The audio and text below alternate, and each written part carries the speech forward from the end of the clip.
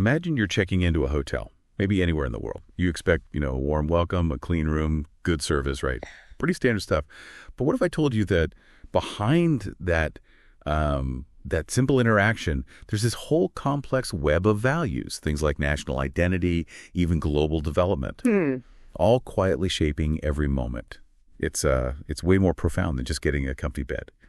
So today, we're embarking on a deep dive into exactly that: values in hospitality, nation building, and global development. Yeah, and our mission here is really to take the source material you've shared, these really fascinating excerpts defining constitutional values, global values, and unpack them. Yeah. We're going to explore how they actually apply in the day-to-day world of hospitality and, crucially, where they sometimes clash, the challenges that pop up. Understanding this stuff isn't just academic. It's like a shortcut to grasping the ethical backbone of this huge global industry. Absolutely. And what's great about our sources is they aren't just theory, are they? They give us specific examples, these vivid analogies, even real-world dilemmas. It makes it all feel very tangible and, honestly, maybe a bit surprising how deep these values run. So, okay, let's start right at the foundation. What defines the core of a nation's identity, especially when it comes to hospitality, to welcoming others? I'm thinking here about constitutional values. You're spot on starting there. When we talk constitutional values, we're looking at those fundamental principles, things enshrined in, say, the Indian Constitution as an example from our sources. These aren't just legal terms, they really define democratic citizenship. And, importantly for us, they seep into hospitality in, pretty profound ways. Take democracy. In a hotel context, it's not just about voting. It's about valuing every staff member's input, right? Yeah. Encouraging them to suggest ways to improve guest service. That empowerment, it directly impacts service quality. Then there's socialism, which here means more about equitable resource distribution. Think fair salary, equal growth chances across all roles, front desk, housekeeping, kitchen, everywhere. Secularism. That's about respecting all religions. You see it when hotels celebrate diverse festivals or serve all guests without any bias. Equality is straightforward. No discrimination. Every single guest gets that same high standard of care, regardless of who they are. Justice means fair treatment, super important when resolving disputes, whether it's with guests or between staff. Needs impartiality. Liberty, this one's interesting. Freedom of thought and expression. Creating an environment where staff feel okay sharing ideas, maybe improving team dynamics. And finally, fraternity, that sense of brotherhood, harmony, it fosters real teamwork and support among colleagues. That's a really clear breakdown. The Liberty One freedom of thought for staff that catches my attention. Because, the service industry often seems so focused on rigid rules and scripts. How does a source suggest a hotel actually encourages that? Especially without messing up service consistency. That feels like a tricky balance. It definitely is a delicate balance. The sources stress it's not about, letting chaos take over. It's more about empowering staff within their roles, like letting a front desk agent solve a guest's issue creatively, not just robotically following a script, but still hitting those core service standards. It's valuing their input on how things could be better, not just what needs doing. Actually, our sources give a great example. A hotel policy encouraging multilingual greetings at check-in. Seems simple, right? But it reflects secularism, fraternity, makes guests feel seen, and lets staff use their diverse skills. That example really nails it. It shows how vital these national values are for, authentic hospitality within a country. But what happens when that hospitality cuisine, so to speak, gets served to a global audience? Or when the professionals themselves move across borders? How do these core values translate or maybe even change when we zoom out to global development? Right, that's where the lens really widens. Global development is about improving living standards worldwide. Not just economics, but education, tech, human rights, the whole package. In hospitality, this shows up as specific global values. Sustainability, for instance. Yes, it means eco-friendly operations, reducing waste. But our sources show it's often deeper. It might mean rethinking the whole supply chain, building real relationships with local communities, maybe even redefining luxury away from just excess towards something more meaningful. Then there's cultural respect. This isn't just nodding at differences. It's genuinely honoring guest traditions, adapting services, and global brotherhood. Basically welcoming travelers without bias, embracing diversity, recognizing our shared humanity. That definition of sustainability is way broader than just green initiatives, isn't it? It's about community, local economies. And we've got that perfect example from the sources. The resort, reducing plastic, sourcing local food, and actively supporting tribal artisans for its decor. That's a powerful picture of responsible global development in action. integrates everything. It really does. It shows how these global values are all kind of interconnected. You can't really isolate one. Okay, so we've got these national values, these global values. But hospitality is where it all mixes together, right? Yeah. Melting pot. What happens when different cultures, different values, each perfectly valid on its own, bunk up against each other in the same hotel lobby or dining room, when they clash? Yes. That's exactly where the conflict of cross-cultural influences becomes, well, very real. And sometimes awkward. You see it in things that seem small, like dress codes, Western ideas of formal dining attire versus, say, Indian traditional formal wear, both formal but different. Or communication styles, direct talk versus indirect, nuanced ways of speaking. One culture values bluntness, another finds it rude. And definitely workplace norms, different attitudes towards timekeeping, hierarchy, how much autonomy an employee expects. These aren't just quirks. They can cause real friction if not managed well. And these cultural frictions must lead to specific challenges in hospitality that need more than just a quick fix, like a language barrier. It's not just inconvenient, it can lead to serious misunderstandings. It needs real patience, real empathy from staff. Or menus that don't consider diverse dietary needs. That's not just an oversight, it feels like a lack of respect, of inclusivity. And what about festive celebrations? Easy for cultural misinterpretations to happen there. It requires huge sensitivity, right? Awareness. How do you even train staff for that level of nuance? It's a massive challenge. It demands proactive training, deep cultural literacy, way beyond just handing out a phrase book. And this leads straight into a really provocative debate topic from our source material. Should hotel staff adopt Western norms to suit foreign guests or preserve Indian values? It's not simple, is it? There's no easy yes or no. It forces you and the hotel to really think. Where's the line between adapting for comfort and staying authentic? What's your gut reaction to that? Oh, that's a tough one. Because you want to be welcoming, absolutely.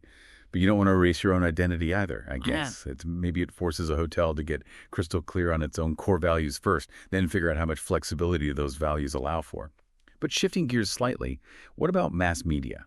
Especially social media. It's everywhere. How does that shape what we expect from hospitality these days? We see so much online. Oh, mass media's impact is huge and definitely a double-edged sword. Guests feel it, hoteliers feel it. On the plus side, it can be amazing for promoting cultural awareness, right? Showing off beautiful traditions, different practices around the world. It also highlights top-tier hotels, best practices, effectively setting new standards, often pushing the bar higher for everyone. True.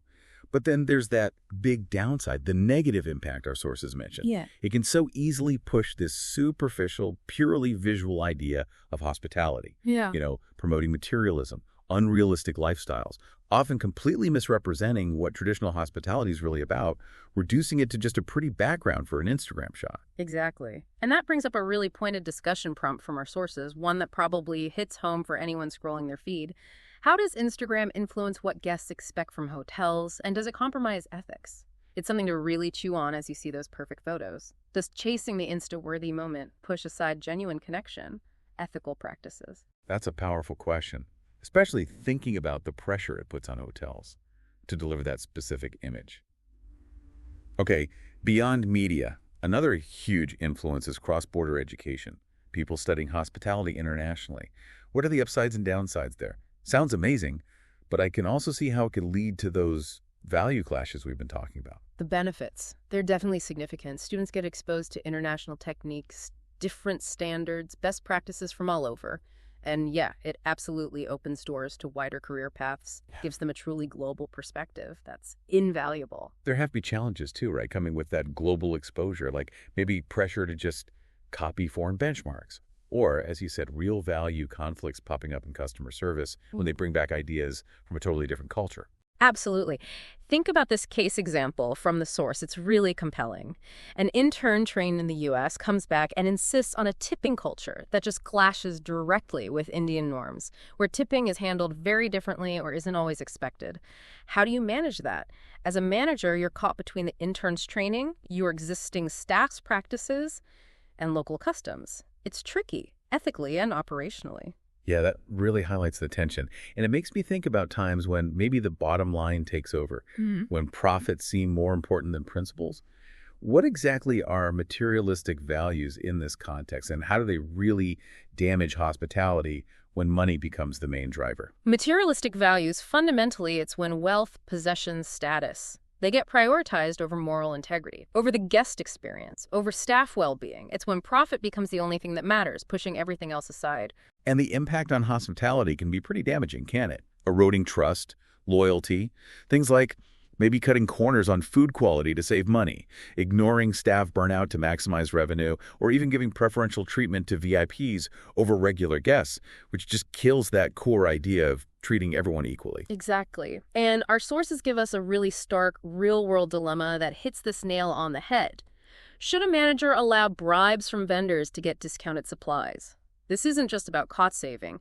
It's a direct hit to the ethical core of the business and the manager's own integrity. Wow, yeah, that's a huge ethical red flag right there. Right. Which brings up a critical point. What are some of these common value conflicts in hospitality that managers face almost daily?